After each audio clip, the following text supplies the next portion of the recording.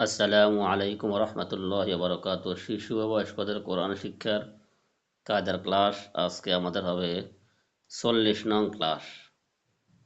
বিসমিল্লাহির রহমানির রহিম। আজকে হচ্ছে আল্লাহ শব্দের ডান দিকে জবর অথবা পেশ থাকিলে এই লামকে পুর বা মোটা করিয়া পড়িতে হয়। যেমন এই আল্লাহ এই শব্দের যদি ডানে জবর অথবা এই পেশ থাকে তাহলে এই লাম এটাকে আল্লাহ শব্দের এই লাম এটাকে পুর করিয়া পড়িতে হবে। যেমন আল্লাহুস সমাদে, এখানে লা হবে না, ল হবে।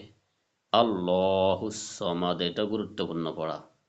আমরা বাংলাটা মুখস্থ করব। আল্লাহ শব্দের ডান দিকে জবর অথবা পেশ থাকিলে লামকে পুর করিয়া পড়িতে হয়।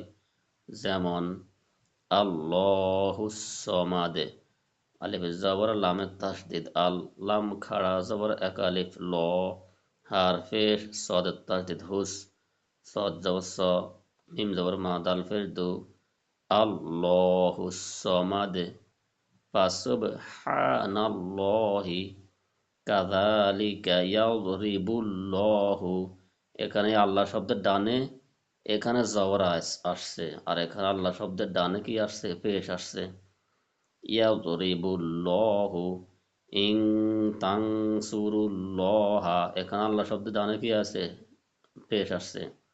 মা আনজালাল্লাহু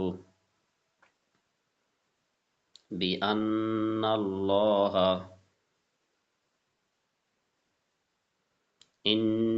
ইন্নাল্লাহা, এখানে আল্লাহ শব্দের ডানে কি আসছে? জবর আসছে।